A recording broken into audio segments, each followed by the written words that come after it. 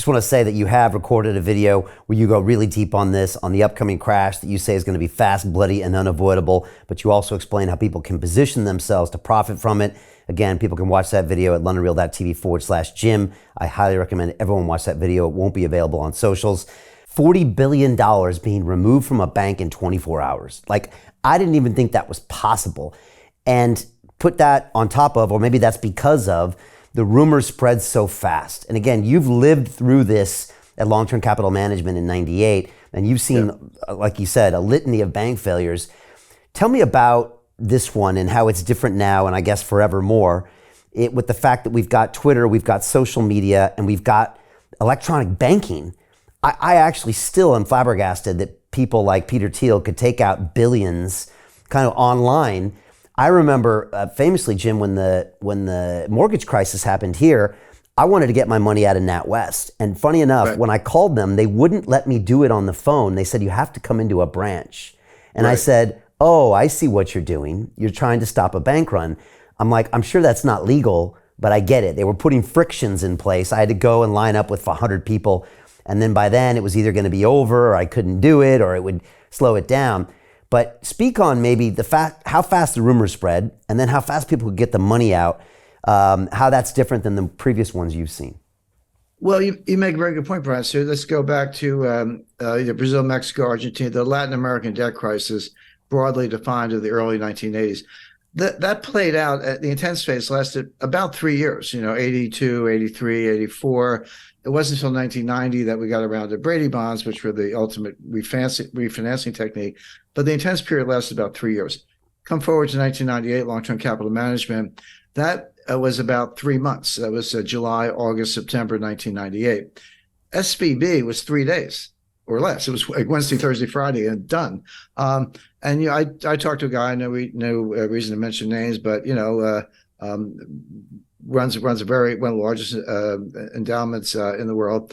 And he said, Jim, we moved. We were moving $8 billion out of Silicon Valley Bank, and we got the wire transfer request in, but we didn't know, because you have to close business Thursday. We didn't know until Sunday that the money was going to move. We got a confirmation on Monday. We didn't end up moving the money, but there was about a 48-hour period there from Friday to Sunday when no one knew that the wires hadn't been completed. The recipients didn't have them. It was just in limbo, and it worked out. One of the big crypto promoters, they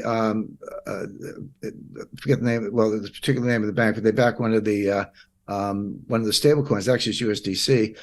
Had $3 billion in Silicon Valley Bank, and they talked about all these small entrepreneurs and startups. They got 100 employees and $5 million in working capital, and that money's gone, and they're all going to fail.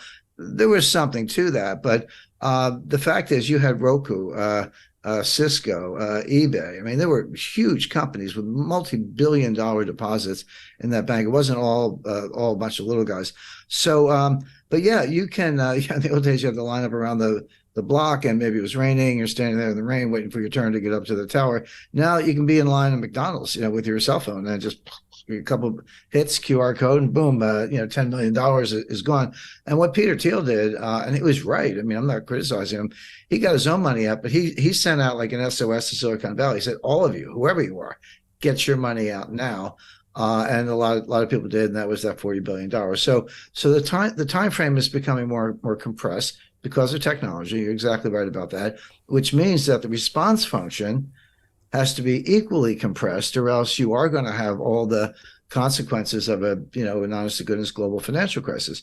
So, and I'm not sure if everyone knows the sequence, but on Friday night, March 10th, the FDIC took over Silicon Valley Bank, and they issued a press release, and they said, here's what we're doing. We're taking over. We're putting it into what's called a receivership. Anyone with $250,000 or less, your deposits are fully insured. No worries. You'll have your money Monday morning. And over $250,000, your deposits are gone. They didn't say frozen. They didn't say suspended. They said gone. And they gave you a receivership certificate, basically an unsecured printed up IOU from the FDIC, but not money. and it's a receivership certificate. And they said, hang on to them. In effect, we're going to sell assets, and as and when we realize proceeds from assets, we'll give you something. We'll give you distributions on these things. Don't know how much, don't know when. We'll do the best we can. Remember in the RTC days in the early 90s, it took them 2 years, and they were very efficient. I worked with them at the time. We were in their offices when we were sitting on boxes because they didn't even have furniture, but they were doing deals. So they had the right attitude, but that took 2 years. So and that was it. Well, that's when I call the billionaire crybabies came out in force. Bill Ackman, all these guys. Oh, you got to save us. I was like, well, you got to trade on Bill. $5 billion is not enough. But anyway, they pounded on the White House all weekend. Now here's something that very few people say. Almost nobody knew at the time, except the management, although they seem to be asleep at the switch. Everyone's like, yeah, startups, venture capital. There's a lot of truth to that. 97% of the deposits of Silicon Valley Bank were uninsured.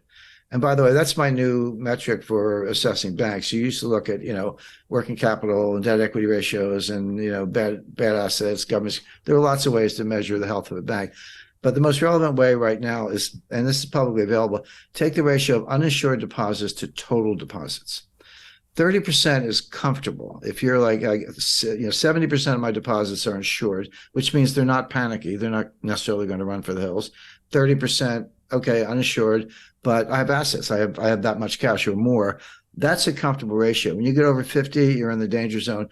Well, Silicon Valley Bank was 97% uninsured, which meant all the money was going to run, and it did. So that's a way, if you're looking at these big banks or any institution or your own savings institution, to look at it. But Silicon Valley Bank was a climate bank.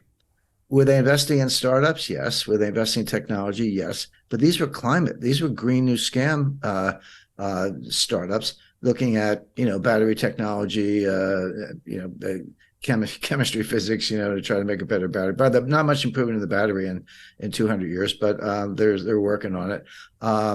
Wind turbines, other sustainable fuel alternatives, et cetera. Again, I'm not do that if you like, if that's your field of research, but so much of this is subsidized by the government and then further subsidized by Silicon Valley Bank. And that's where the assets were. That's where the loans were, by and large. And so the White House is getting hammered, not only because of entrepreneurs, job losses, and by the way, we are in an election cycle here in the United States, but from the greenies who are extremely powerful. So that was Friday night. So Saturday, everyone's crying to the White House. Sunday night is 6 o'clock. By the way, mark that on your calendar. Sunday, 6 p.m. is when they tell you what they're going to do. 6 p.m. Sunday, November 12th, they came out on, March 12th, they came out on Silicon Valley Bank. The following week, 19th, that was Credit Suisse. And then the week after that was something else. But they always announce the collapse on Friday and they announce the relief on Sunday. So they have the weekend to work on it. But you got to be careful about 3-day weekends. Easter, Easter is an example. So Jim Rickards has just recorded a video that's not available to anyone in the public, and he's going to be talking about how this upcoming recession is going to be fast, it's going to be bloody, it's going to be nasty. But at the same time, he's going to show you how you can position yourself to profit from all of this chaos. Now, we've made this video only available to our viewers. Go to londonreal.tv/Jim. Watch that immediately. I can't say enough good things about Jim Rickards. He understands the global economic system better than any guest I've ever had on London Real. His predictions are almost uncannily true, and you can learn how to profit from his vision, from his expertise, and his understanding of economics. So go to londonreal.tv/Jim or click the link below. It's an excellent, excellent look on what's going to happen in the future and how you can position yourself to profit from that. Jim is one of the best in the business, one of my favorite guests on London Real, and he's very, very good at predicting the future and showing us all to profit from it. So click the link, and I hope you enjoy.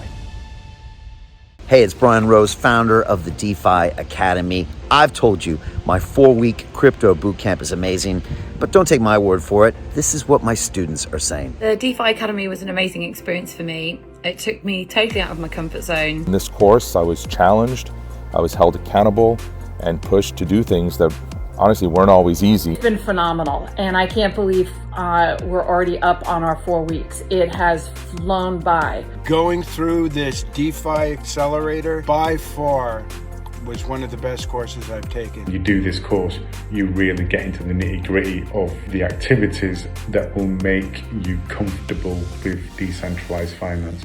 Thank you so much to Brian and everyone at London Real and the DeFi Academy for even putting together an amazing course like this. Anybody else that wants to do it, please sign up. It is well worth the money.